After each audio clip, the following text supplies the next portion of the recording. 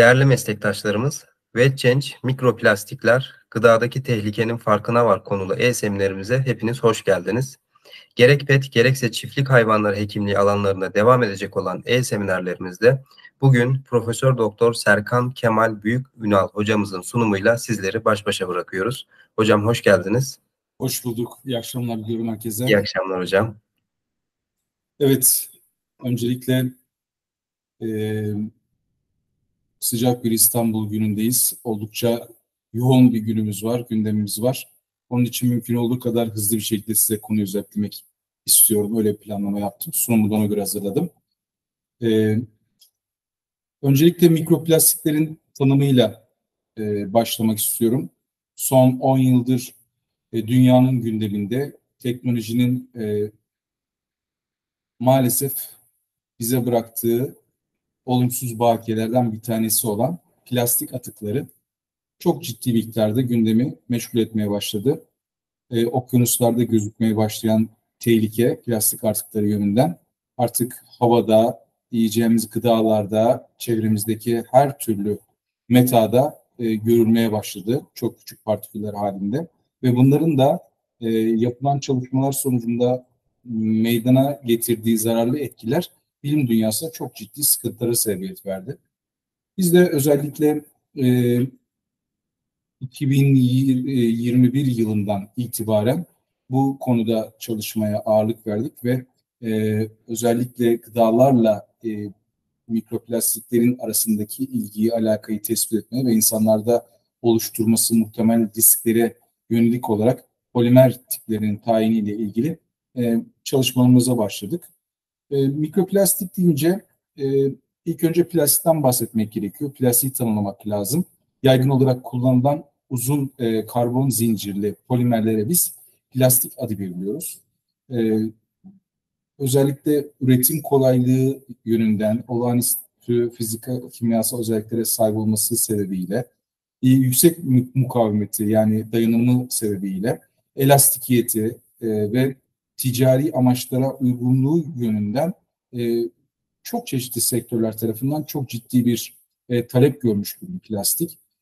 Özellikle 20. yüzyılın başından itibaren plastik endüstrisi gün geçtikçe genişliyor ve günümüzde yaklaşık 370 milyon ton plastik üretimine ulaşılmış durumda.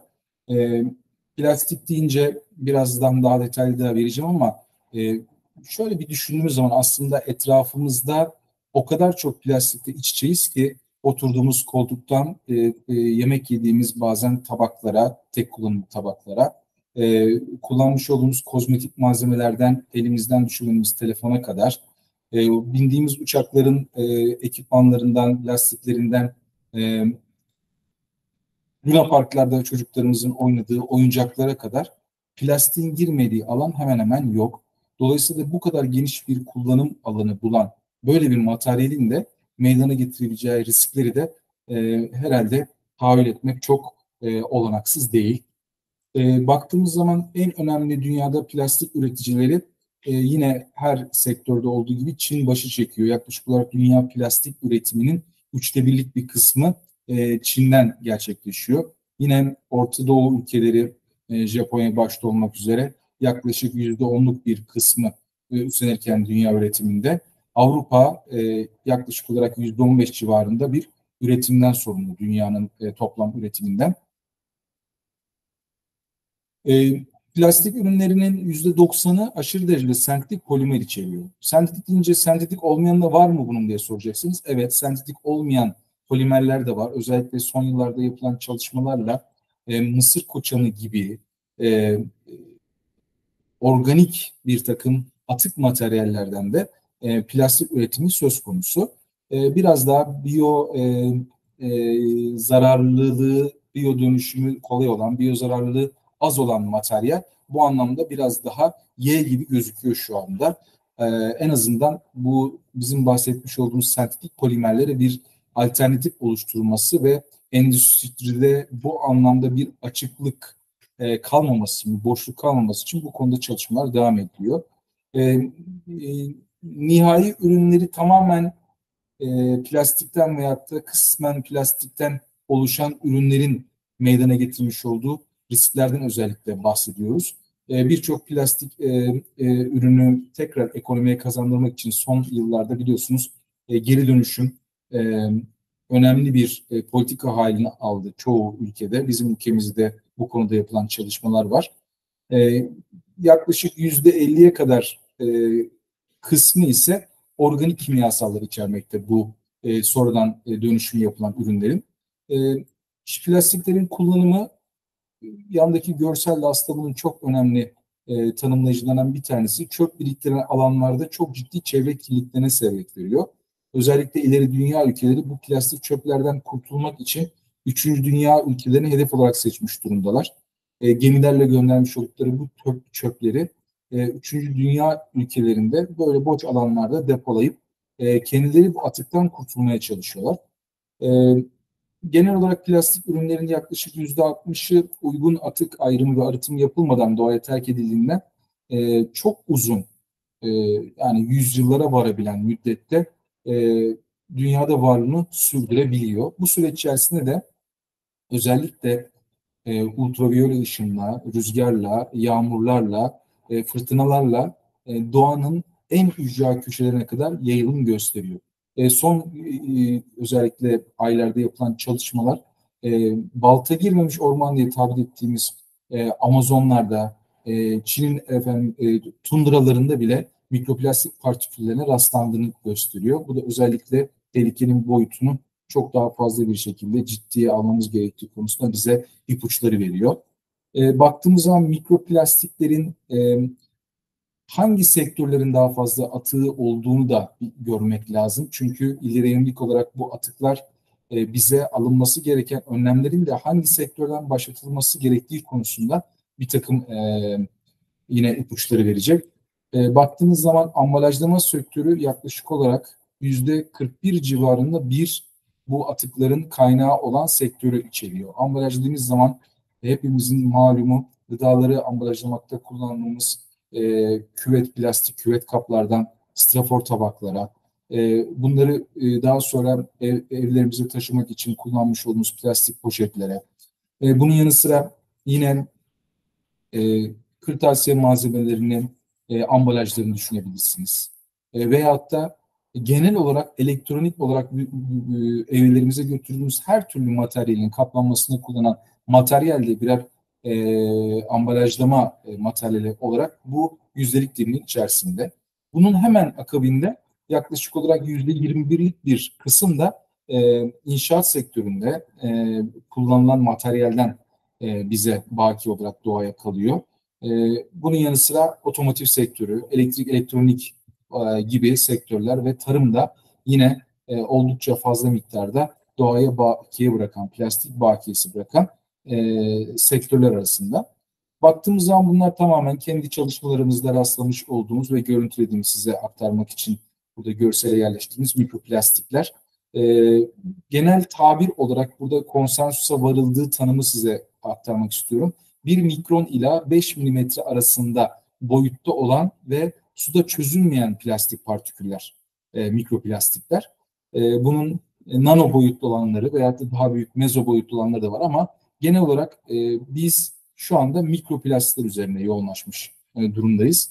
Çok daha küçük boyutların meydana getirebileceği riskler biraz sonra anlatacağım. Hücresel boyutta da bir takım defektlere sebebiyet veriyor ama şu anda bizim çalışma yaptığımız boyutlar özellikle organlarda rastlanabilen, endokrin sistemini bozan veyahut da merkezi sinir sisteminde hücresel boyutta yine yerleşim gösteren bir takım partiküller olarak değerlendiriliyor.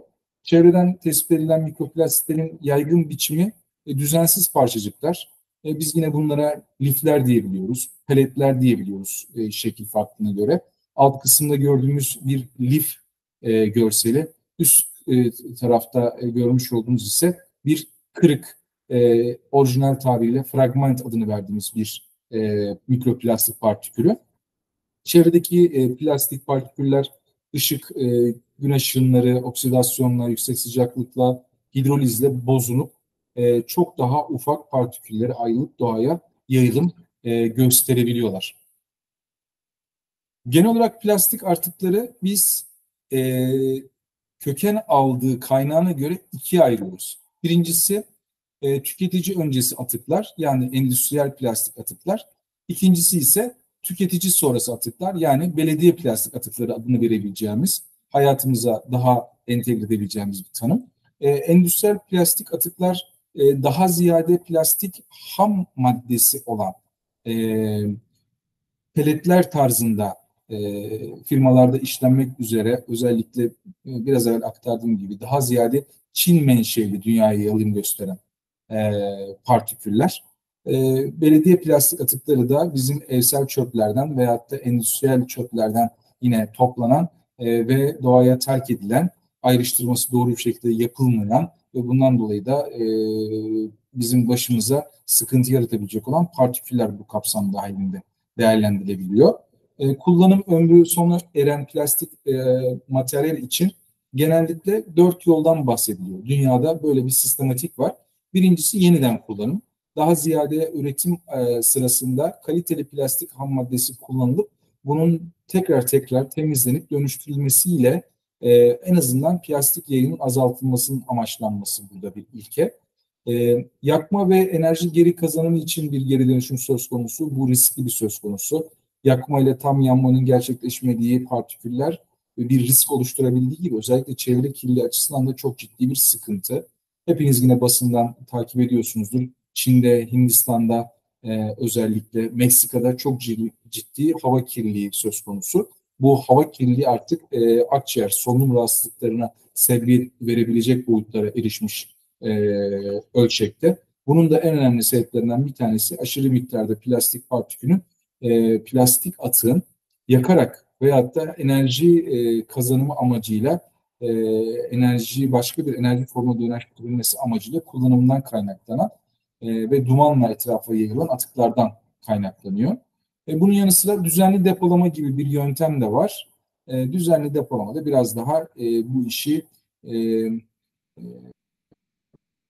ehlileştirilmiş, bir planlamaya tabi tutulmuş, doğru bir envanter yönetimi ile daha sonra belirli amaçlarda çeşitli ürünlere dönüştürebilecek formata uygun bir şekilde depolama anlaşılıyor. Kötü yönetim ise herhangi bir işleme tabi tutulan direkt açık çöp alanlarına terk edilmiş ürünler ki bu da yine özellikle dünyanın sıkıntı yaşadığı önemli problemlerden bir tanesi. Baktığımız zaman plastik kaynakları çok farklı ama burada birkaç tane örnek verirsek mesela kozmetik hepimizin kullandığı cilt bakımı için kullanmış olduğumuz ürünlerin içerisindeki bu peeling denen hadiseyi gerçekleştiren cildin üzerindeki ölü tabakanın soyulmasını ve cildin fresh bir görüntüye sahip olmasını temin edecek olan peletler bu plastik kaynaklar arasında. Diş macunlarının içerisinde kullanılan yine dişlerde beyazlatıcı özelliğinden bahsedilen, beyazlatıcı özelliğine dem vurulan partiküller yine bu kapsam içerisinde. Bunun yanı sıra elbiselerin yıkanması sırasında çamaşır makinelerine karışan elbiselerin sentetik bileşenlerinden köken alan partiküllerden bahsedebiliriz. Ve yine biraz evvel de bahsettim. Otobanda veyahut da çevre yollarında dolaşan arabaların lastiklerinden kopan parçalar da yine bir mikroplastiklerin kaynağı olacak plastik kaynakları arasında oldukça fazla miktarda dikkat çeken maddeler arasında karşımıza çıkıyor. Bu maddeler doğaya yayıldıkları zaman büyük partiküller halinde, gözle görülecek partiküller halinde fakat degradasyon ve fragmentasyon denen bir sürece giriyorlar. Özellikle güneş ışınları bu anlamda ciddi bir faaliyet gösteriyor. Yine açıkta bırakılan plastik poşetlerin veyahut da kışın bir malzemeyi depolamak için plastik poşet kullandığınızda daha sonra yaza çıkarken onun plastik poşetinden çıkarılması sonra dağıtıldığına şahit olursunuz. İşte bunların hepsi degradasyon ve fragmentasyon sonucunda meydana gelen reaksiyonlar. Özellikle burada çok ciddi doğaya bir yayılım söz konusu oluyor. Bunun yanı sıra hidroliz gibi yani sularla meydana gelen bir reaksiyon sonucunda bir parçalanma söz konusu olabiliyor. Biyodegradasyon dediğimiz mikroorganizmalarda plastiklerin bir araya geldiği ortamlarda plastiklerin küçük partiküllere parçalanması hadisesi veyahut da tamamen ısıya bağlı olarak bir moleküler bozulmadan bahsetmemiz söz konusu olabiliyor. Bu bahsetmiş olduğumuz plastik kaynaklar, bu bahsetmiş olduğumuz işlemlerle daha sonra çevreye yayılım gösteriyor. Ve biz de bunları içme sularıyla veyahut da gıdalarla vücudumuza alıyoruz. Özellikle etrafta bulunan toprak bu plastik partiküllerle çok ciddi bir şekilde e, karışıyor. Ve yine havada içermiş olduğu plastik partikül yükü bakımından çok ciddi riskli bir duruma haiz oluyor. E, Biz özellikle gıda tarafından olaya bakıyoruz ama mikroplastiğin aslında vücuda alınma yolu gıda, yine son zamanlarda su da biliyorsunuz gıda tanımlaması içerisine Dünya Sağlık Örgütü tarafından katıldı. Artık su da bir gıda olarak tanımlanıyor. Eskiden gıdanın dışında bir tanımlamaydı su. Ama bu kapsam dışında inhalasyonla, yani soluk alıp vermeyle ve direkt deriye temasla da mikroplastiğe maruz kalınması ve vücuda bu mikroplastiğin alınması söz konusu olabiliyor. Bu anlamda yine bizim uğraş konumuz olan gıda güvenliği yönünden ve bu gıdaların da insan vücuduna alınmasıyla halk sağlığı bakımından çok ciddi sıkıntılardan bahsedebiliriz. Şöyle bir görsel bu olayı birazcık daha ciddi bir şekilde ve akılda kalıcı bir şekilde beyne nakşetsin diye aldım. Gördüğünüz gibi plastik çöpler hemen sol üst köşede doğaya yayılıyor, su kaynaklarına yayılıyor. Doğaya ve su kaynaklarına yayılan mikroplastikler bitkisel üretime ve hayvansal üretime dahil oluyor.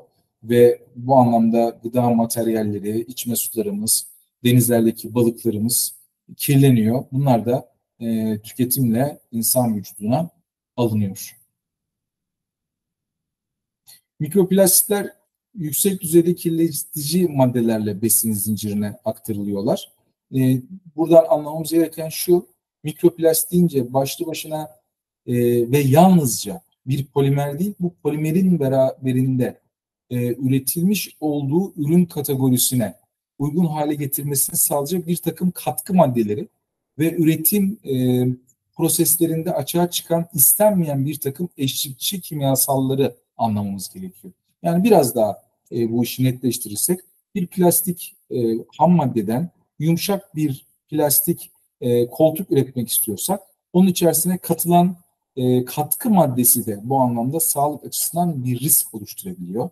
Veyahut da bir plastik ham maddesini daha albenili hale getirmek, biraz daha cam görünümüne haiz kılmak için, birazcık daha dayanımını arttırmak için, çizilmesini engellemek için içerisine katılan çeşitli katkı maddeleri de bizim sağlığımızı tehdit edebiliyor.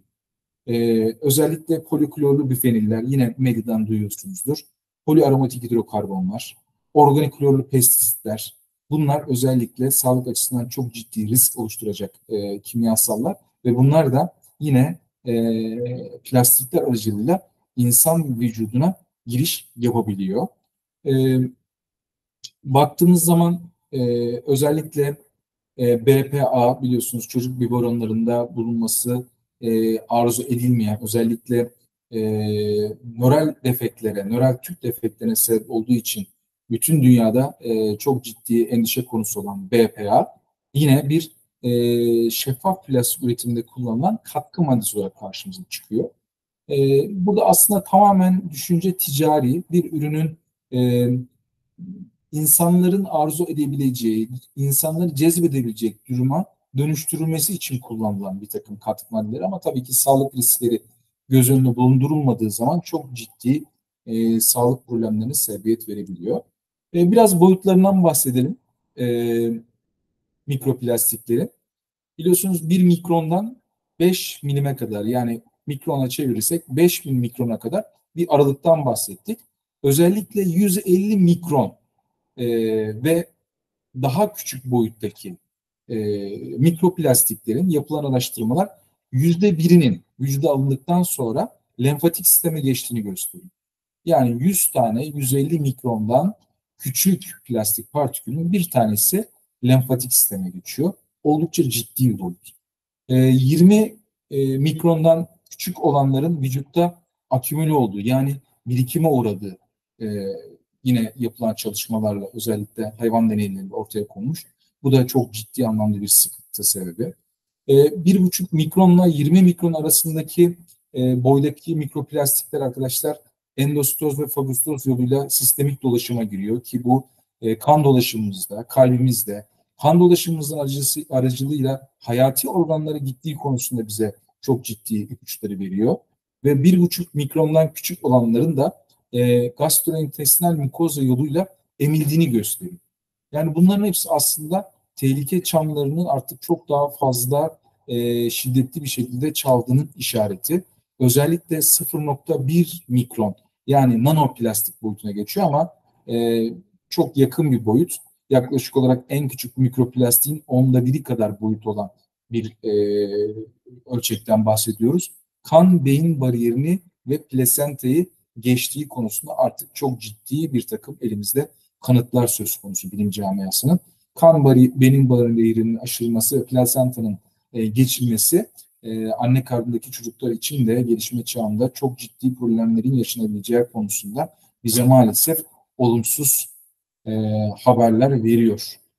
Genel olarak sağlık üzerine etkilerine bakarsak birazcık daha işi hızlandırıp gastrointestinal sistem yani mide bağırsak sistemi üzerinde bağırsak epitelinin nüfuz etmesi yoluyla emilim problemlerine sebebiyet vermesi.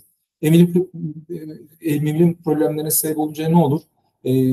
Sindirilen gıdaların faydalı olan yapı taşları vücudumuza alınması. Yani yarın öbür gün vücutta çok fazla miktarda mikroplastik birikmeye başladığı vakit siz proteinleri sindireceksiniz ama amino asitlerini ememeyeceksiniz. Yağları sindireceksiniz ama yağ asitlerini vücuda alamayacaksınız. Vitaminler yeteri miktarda vücuda emilmeyecek. Dolayısıyla da bu sefer besinlerin vücuda alınamaması, vücuda kazandıramaması sebebiyle besin kökenli, beslenme yetersizliği kökenli hastalıklar baş göstermeyecek.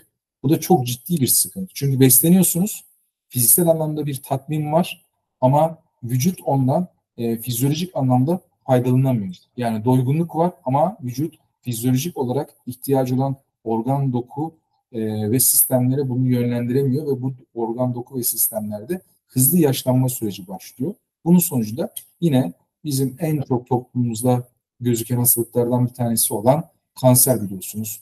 Maalesef daha fazla miktarda gözükmeye başlayacak. Onun emaresi bu.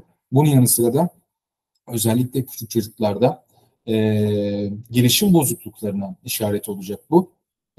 Bu bir tek cümle bile bunların maalesef anlaşılması için birer önemli madde olarak değerlendirmeye alınmalı.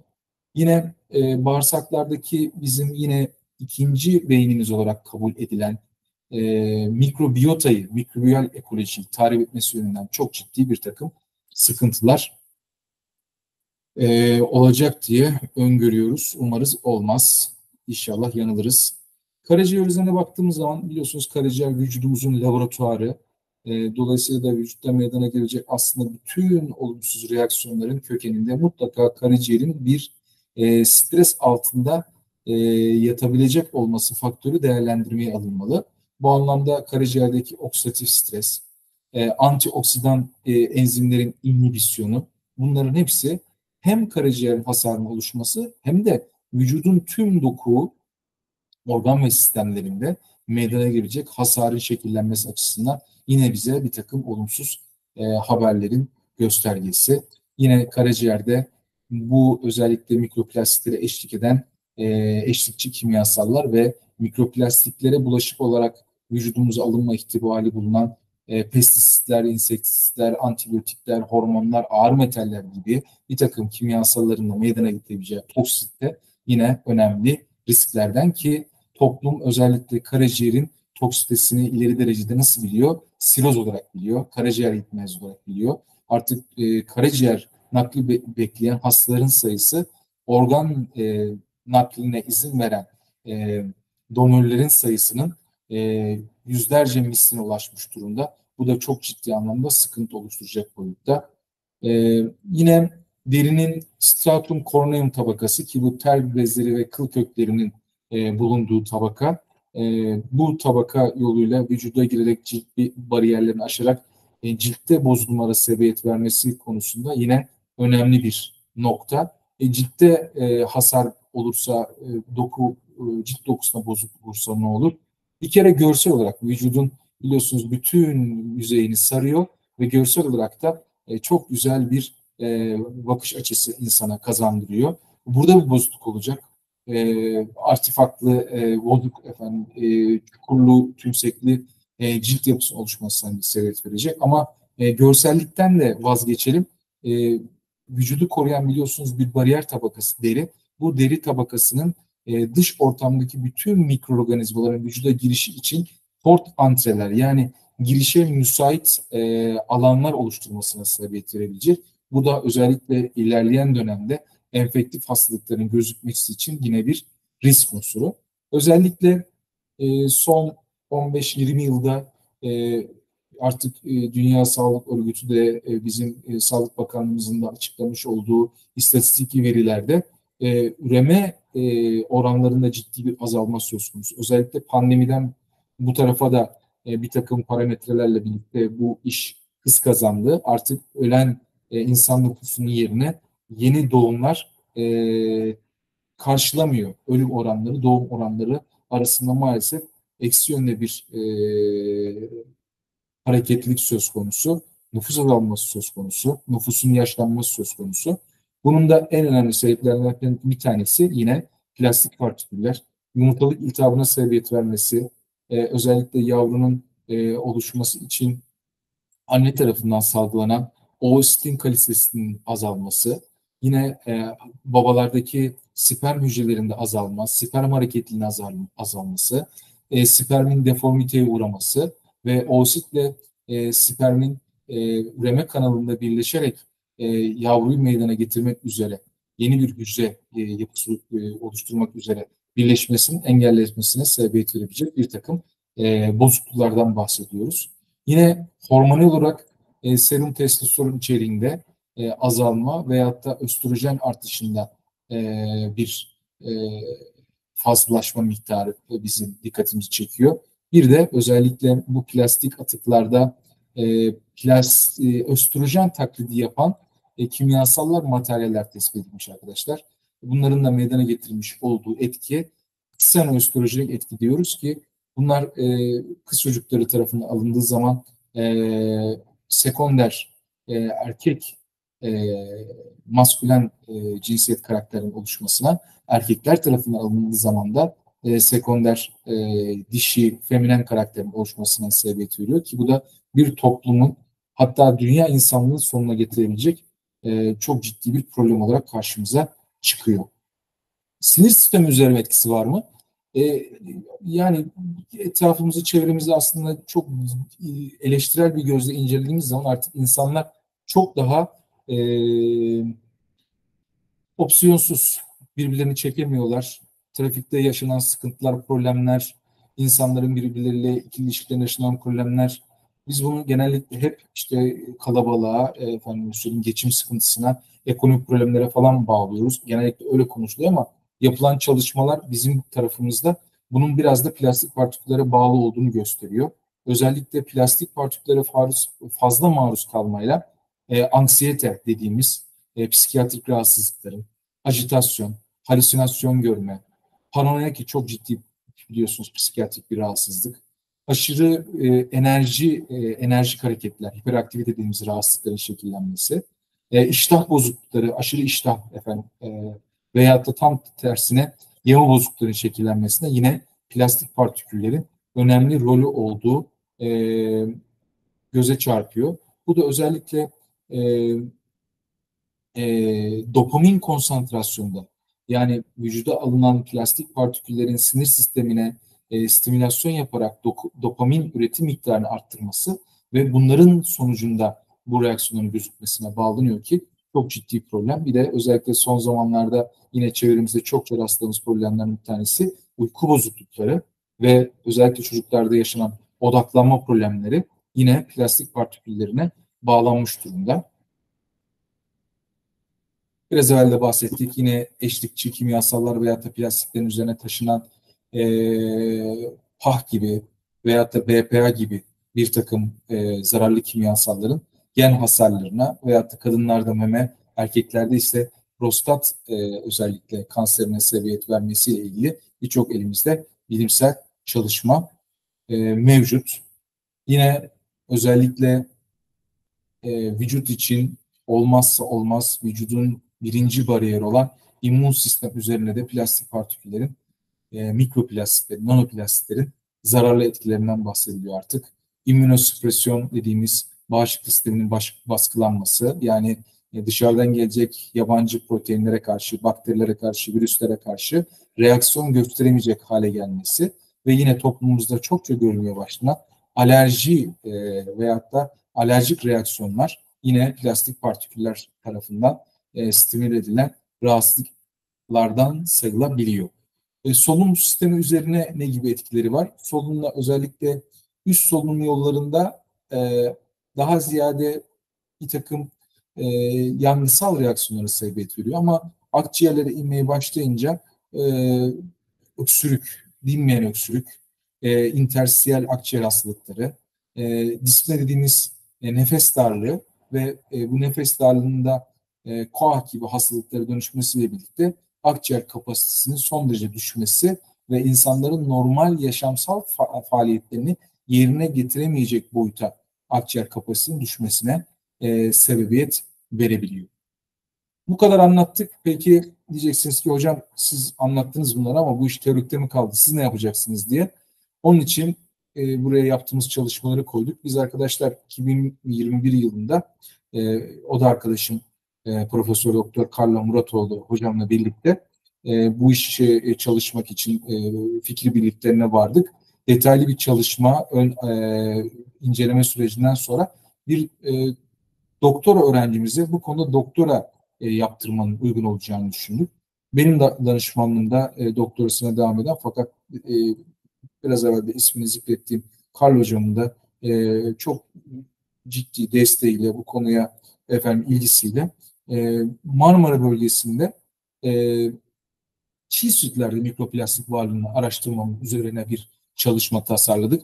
Marmara bölgesinde bulunan bütün illerde süt üretimi yapılan tüm köylerde yaklaşık olarak 600'e yakın süt numunesini direkt ziyaret e, süt üretimi yapan işletmelere ziyaret yaparak ve memeden direkt cam mikroplastik içermeyen şişelere numune almak suretiyle laboratuvarımıza getirdik ve burada yapmış olduğumuz analizler sonucunda bu anlamda şu anda hala dünyada ilk ve tek benzeri yapılmış bir çalışma değil. Böyle bir çalışma dizayn ettik. Bu çalışmanın öncesinde hem bu çalışmaya dayanak oluşturması hem de o çalışmaya birazcık daha hazırlık olması babında özellikle süt işletmelerinde üretim hattında ne gibi riskler var konusunda yoğurt ve ayranlarla ilgili üretim hattında mikroplastik varla ilgili 2 çalışma tasarladık ve onları yaptık. Bu size bahsetmiş olduğum 3 çalışmada yani doktora çalışması, yoğurt ve süt üretim, yoğurt ve ayran üretim tesislerinde üretim hattındaki mikroplastik varlığının araştırılması üzerine çalışmalar Citation Index kategorisindeki dergilerde yayınlandı ve dediğim gibi yine ve hala tek benzeri olmayan çalışmalar olması hasebiyle indekste taranabiliyor. Arzu edilen arkadaşlara bu yayınları gönderebiliriz eğer çalışmak istiyorlarsa, bilgi almak istiyorlarsa daha fazla.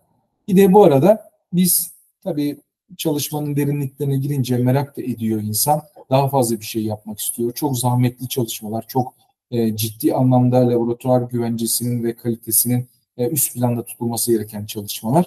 Ama özellikle çok fazla miktarda tüketiyoruz. Bakalım sular ne durumda diye de sularda bir çalışma yaptık. İstanbul'un 39 ilçesinde banyo dolaşıp evlerdeki seçmiş olduğumuz tüketicilerin çeşmelerinden, damacana sularından e, e, almış olduğumuz numunelerde inceleme yaptık. Bu çalışmayı da Dünya Sağlık Örgütü'nün bir yayın organı olan Journal of Water and Health dergisinde yayınlama imkanı bulduk. Yine önemli bir dergi. Biz de bu size bahsetmiş olduğumuz zararlı etkilere kaynak oluşturabilecek olan gıdaları ve suyu bu anlamda riskli olarak gördük. Bu anlamda daha fazla çalışma yapılması, riskin boyutlarının ortaya konulması amacıyla da bir ay önce üniversiteler arası yapılan bir projeye yine Karl Hoca ile birlikte bir mükemmeliyet merkezi projesine dahil olduk. Eğer TÜBİTAK tarafından desteklenirse hem üniversitemize bir bu anlamda cihaz altyapısı, cihaz parkı kazandırmak için hem de çalışmalarımızı daha ileri boyuta götürmek ve bu anlamda yetiştirmiş olduğumuz doktora ve yüksek lisans öğrencilerinin sayısını arttırmak için gayret sarf ediyoruz. Son olarak size özellikle bu çalışmayı beraber bir işbirliğiyle ortaya koyduğumuz İstanbul Veteriner Hekimler Platformu'ndan bahsetmek istiyorum. VetChange sağ olsun burada bize geniş yüreklilik gösterdi. 23 Nisan'da kurmuş olduğumuz İstanbul Veteriner Hekimler Platformu ile beraber bu çalışmanın deklare edilmesi, ortak sunulması konusunda bize izin verdiler. Bu anlamda kendilerine teşekkür ediyorum. İzleyenler arasında çok yoğun bir veteriner hekim nüfusumuz var. Özellikle biz veteriner hekimler olarak sağlıkla ilgili hemen hemen her konuda çok ciddi anlamda mesai sarf etmemize rağmen Türkiye'nin konjonktüründe maalesef kendimize arzu edilen yeri temin edebilmiş değiliz. Çeşitli dernekler, vakıflar, odalar bu konuda çalışmalar yapsa da demek ki yeterli miktarda değil. Hala istediğimiz etkinliğe ulaşabilmiş değiliz. Biz ne yapabiliriz sorusuna cevap vermek için özellikle çok ciddi bir ihtiyaç analizi yaparak aylarca öğrenci arkadaşlarımızla, yeni mezun arkadaşlarımızla, çeşitli sektörden meslektaşlarımızla bu konuda kafa yorarak İstanbul Veteriner Hekimler Platformu'nu kurmak için yola çıktık ve 23 Nisan 2024 tarihinde İstanbul Veteriner Hekimler Platformu'nu kurarak hayata geçirdik. Sizler de görselde paylaştığım bir web sitemiz, bir Instagram ve X dediğimiz eski Twitter ondan sonra adresimiz söz konusu. 23 Nisan'dan hemen sonra aktiviteye başladık. Amacımız veteriner hekimler, rüştünü ispat etmiş, dünyada etkin bir meslek mensubu olan veteriner hekimlerin Türkiye'de arzu edilen, istenilen yere terfi ettirilmesi için fedakarlık yapmak, çaba sarf etmek. Eğer siz de bizler gibi düşünüyorsanız, bu anlamda mesleğiniz için kaygılanıyorsanız, işte çalışacağımız platform. Sahibi yok, başkanı yok. Biz sadece kurucu üyeler olarak bu anlamda bu işe gönül verdik. Herkes istediği oranda çalışarak, fedakarlık göstererek, kendinden bir şeyler katarak bu platformu büyütebilir. İleride çok ciddi bir kitle haline getirebilir ve bu anlamda hem siyasi erkin hem akademik camiada bizim hayatımıza yön veren insanların karşısına çok daha tutarlı ve planlı, raporlu bir şekilde çıkabilmemize olanak sağlayacak bir platform. Biz bu platformun eğitim tarafında özellikle öğrencilerle ilgili bir arada olup onların ihtiyaçlarını gidermeyi kendimize bir şiar edindik. Ama diğer tarafta her sektörle ilgili yani veteriner hekimlerin elinin değdiği her sektörle ilgili bir çalışma kolu var. Akademisyenlerden kanatlı sektörüne kadar, klinisyenlerden radyolojik görüntüleme ile ilgili sektöre kadar, öteki tarafta satış pazarlamadan işte mama sektörüne kadar çok değişik alanlarda elimizin değdiği her sektörde komisyonlar, çalışma grupları var.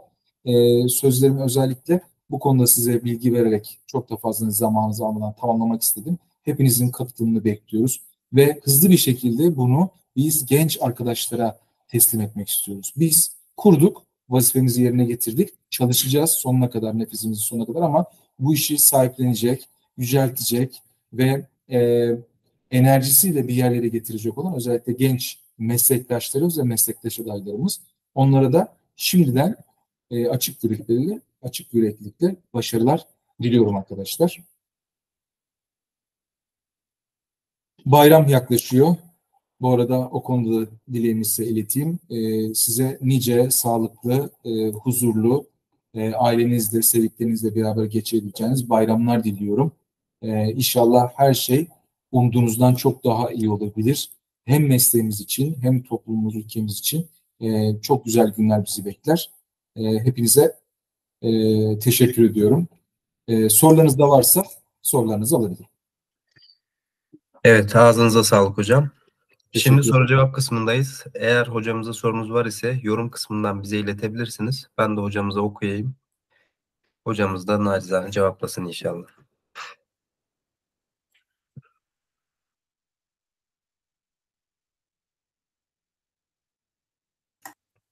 Hocam ağzınıza sağlık.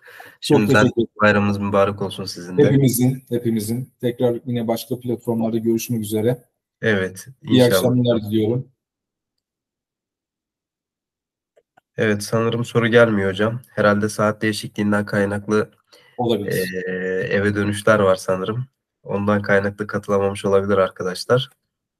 Soru soracak arkadaşları daha sonra banttan takip edecek arkadaşları sorularını mail yoluyla Instagram'dan alabiliriz. Aktif olarak da cevaplarımızı veririz. Yeter ki mesleki paylaşım olsun.